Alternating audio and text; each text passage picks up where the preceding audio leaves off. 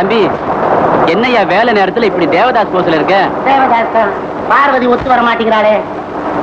எந்த பார்வதி? நம்ம telephone operator Usha இருக்கிறாளே, அவளை விட்டு விலகி போனா என்ன பார்த்து சிரிக்கிறா, அவகிட்ட நெருங்கி போனா முறைக்கிறான். அவ மனசுல என்ன மர்மம் இருக்குன்னு தெரியலையே. இவ்வளவுதானே, ஒண்ணு செய்யி. என்ன? அவகிட்ட போய் வேறொரு பொண்ணை காதலிக்கிற மாதிரி போய் சொல்லு. பலாருன்னு கண்ணத்துல அரவழுகும். பரவாயில்ல, காதலுக்கு கொடுக்கிற அட்வான்ஸ் அடிதானே. அடி அட்வான்ஸ்? ஆமா. அண்ணன் வாங்கிருக்கீங்களோ? அனுபவப்பட்டவன் நான் சொல்றேன். அத கேட்டதும் அவளுக்கு கோபம் வந்தா அவ உன்னை காதலிக்கிறான்னு அர்த்தம். கோபம் வரல, உன்னை காதலிக்கலன்னு அர்த்தம். என்ன சொன்னீங்க? என்ன சொன்னீங்க? அவளுக்கு கோபம் வந்தா காதலிக்கிறதாக அர்த்தம். ஆமா. அவ்வளவுதானே? ஆமா. இப்பவே போய் அவளுக்கு கோபத்தை வர வளர்க்கிறேன். ஓஎஸ். குருநாதா, ஆசீர்வாதம். சென்று வருக மகனே, நீ வென்று வருக. உஷா,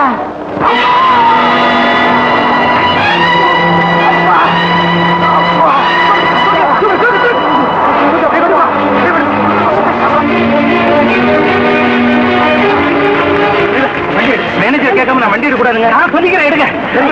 மேனேஜர் எவ்வளவு சொல்லி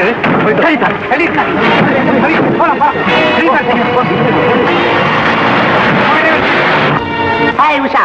ஹாய் கோபால், எங்க இந்த பக்கம்? லீலான்னு ஒரு பொண்ணு போன் பண்றேன்னா போன் வந்ததா? யாரும் போன் பண்ணலையே. போன் பண்றேன்னு சொன்னாலே. வரல. பண்றேன்னு சொல்றாங்க, பண்ண மாட்டேங்கிறாளுங்க.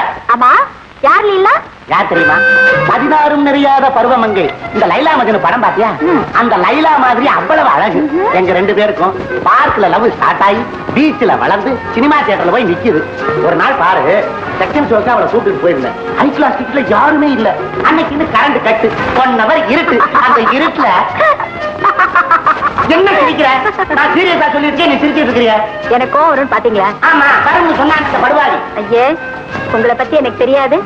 என்ன தவிர வேற எந்த பொண்ணையும் நீங்க ஏறெடுத்து பார்க்க மாட்டீங்கன்னு எனக்கு தெரியும். ஆஹா உஷா.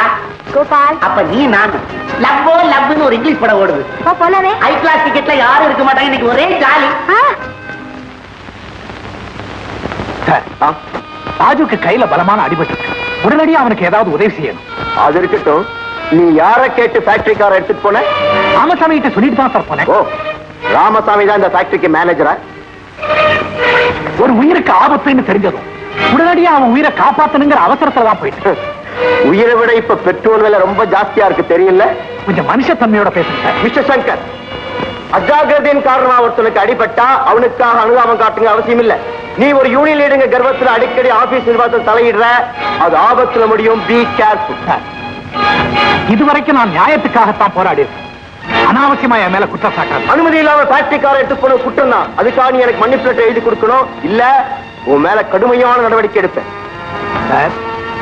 நிலைமையை தெளிவா எடுத்து சொல்லியும் நீங்க என்ன பழி வாங்கணுங்கிற நோக்கத்தில் நடந்துகிட்டா அதுக்கு பணியை நான் தயாரா இல்ல. உங்க இஷ்டப்படி செய்யுங்க. ஓ, ஐ see. ரவி, இந்த வருஷம் இத்தனை லட்சம் ரூபாய் நஷ்டம் வந்திருக்கே, எதனால?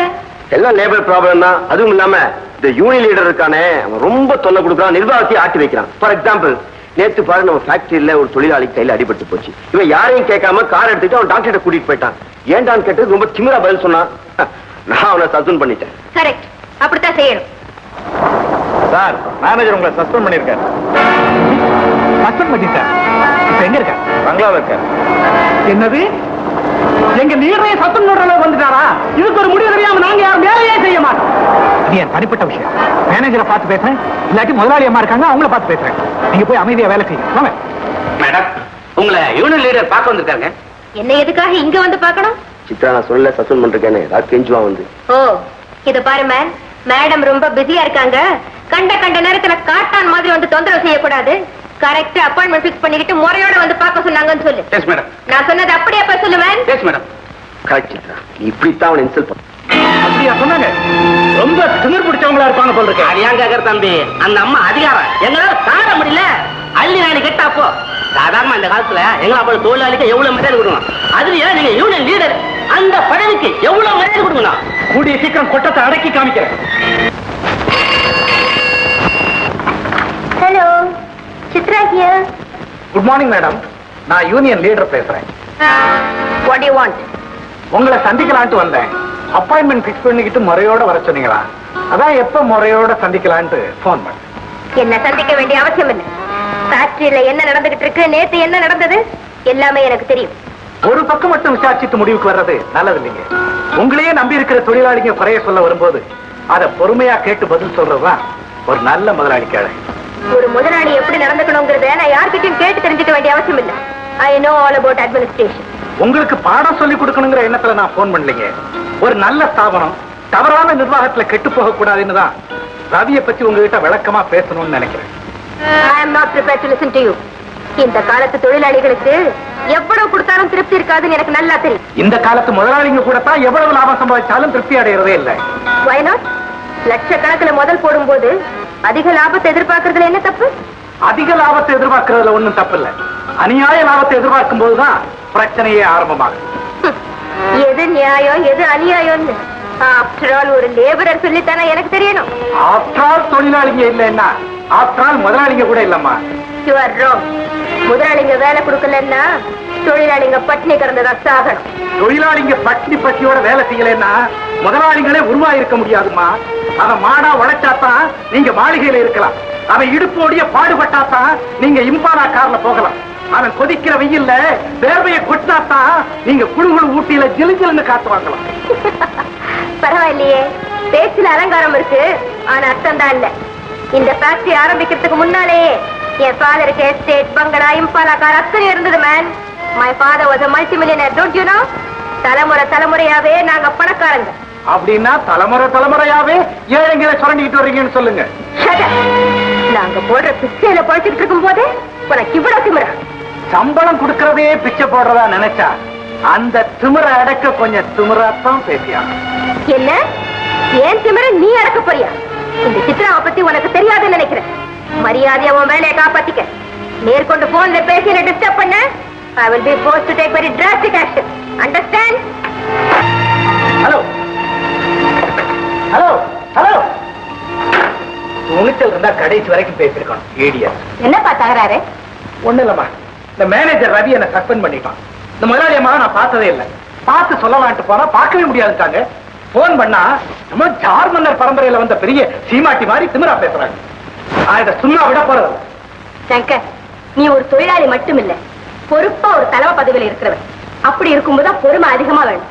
உன்னை சஸ்பெண்ட் பண்ணிட்டாங்கன்னு ஸ்ட்ரைக் பண்ணாங்கன்னா எல்லாரும் தானே பாதிக்கப்படுவாங்க. இந்த பிரச்சனை இதோட விட்டுட்டு எல்லாரும் சமாதானமா போறதுக்கு பாருங்க.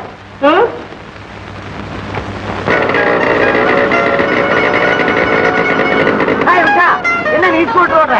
ஓட்டுறேன், ஏரோப்ளேனே ஓட்டுவேன். பிளைனா எப்படி? எங்க சித்ராக்கு சொந்தமா ஏரோப்ளேனே இருக்கு. நான், எங்க அண்ணன், சித்ரா 3 பேருமே ஏரோப்ளேன் ஓட்டுவோம். நீங்களும் நானும் ஒரு நாளைக்கு ஆகாயத்துல பறக்கலாமா? ஆகாயத்துல பறக்கிறது அப்புறம். இப்ப நான் ரொம்ப சூடா இருக்கிறேன். கூல் ஐஸ்கிரீம் சாப்பிடணும். எங்க போலாம்? ஓகே, தெளிக்க நான் ஓட்டுறேன். அப்பா பாத்துட்டு போறாரு. உட்காரு. ஆஹா, ஒவ்வொருத்தனும் ஸ்கூட்டர் வாங்க ஏன் குடிக்கிறான்னு இப்பதான் தெரியுது. ரொம்ப அடிக்கிறாரு. என்னமா அது? ஆட்டுக்கும் போட்டு மனுஷனுக்கும் போட்டு ஸ்கூட்டருக்கும் போட்டா என்னப்பா இது? முதல் தரம் போறேன். இத பாரு, ஃபாஸ்டா போகாதே, மெதுவா போ. சரி. மெதுவா. என்னங்க வண்டி எண்டி வருதா பாருங்க, அவன் வரான். ரைட் ரைட் ரைட் நீங்க யாருங்க? ரோட்ல யாரும் வராதீங்க. மெதுவா.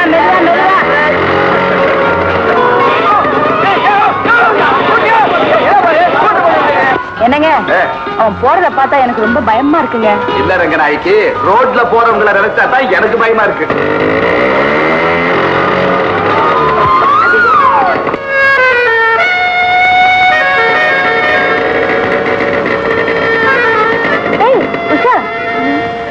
சித்ரா, நீங்க வந்து எப்படி? கார் திடீர்னு நின்னு போச்சு. என்ன ட்ரபிளோ தெரியல. அது பரவாயில்ல, நீ ஸ்கூட்டர் எடுத்துட்டு போ, நாங்க காரை ரிப்பேர் பண்ணி எடுத்துட்டு வரோம். ஓகே. ஆமா, இது யாரு? இது யாரல்ல, இது பாய். பாய் இல்லங்க, பாய் பாய். பாய் ஃப்ரெண்ட் தானே, கோச்சுக்காத. நான் ஏன் கோச்சுக்க போறேன்? நீதான் ஸ்கூட்டர் கொடுத்துருக்கியே. இருந்தாலும் be careful, understand? Usha, repair ஆன காரா இருந்தாலும் இருப்பாளா? அனுபவிப்போம்.